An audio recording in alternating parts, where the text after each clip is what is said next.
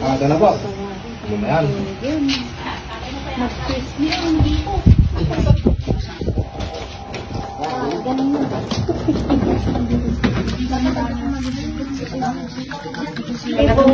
Matang na yun. Hawakan dapat yun. Kita. Bigyan mo rin tayo ito ah. Yung hita, hawakan. Ito ako nang matagsawang kami. Ito po mga kababayan, yung na-dislocate na paa ni brother na taga Binalunan, Pangasinan. Si brother Marvin. Marvin at taga Binalunan. Ito po yung nagawa po sa basketball po. O, ito po paa niya.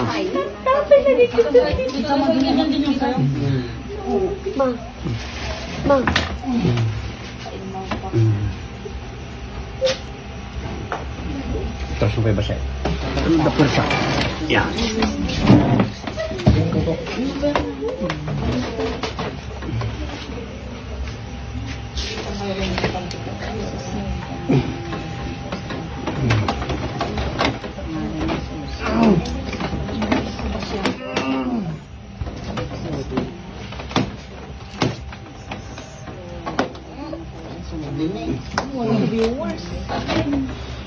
Narinak nung saan hindi kaya na.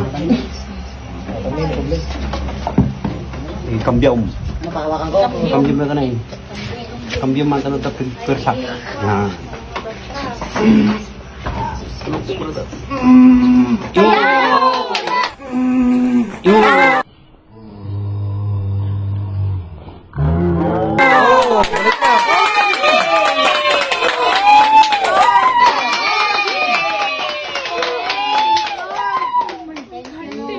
Balik na po. Na po. Balik na.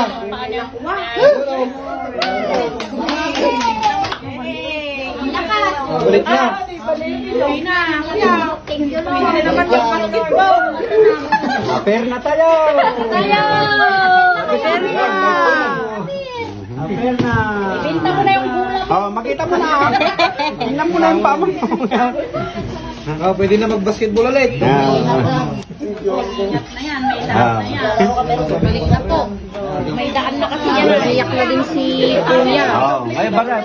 Alisin mo yung panmaw, yung sa iban.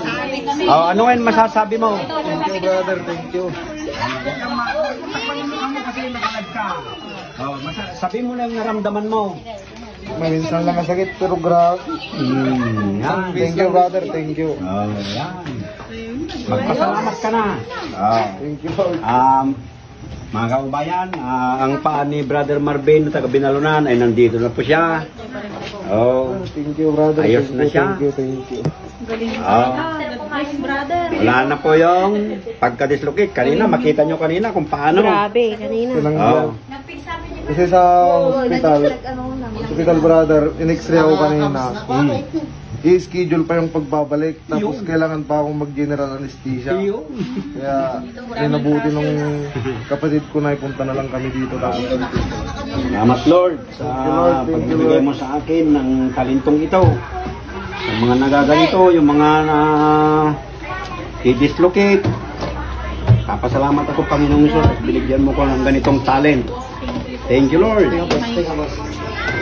Bigyan mo ako Panginoong Isus ng mga buhay para marami pa akong matutulungan.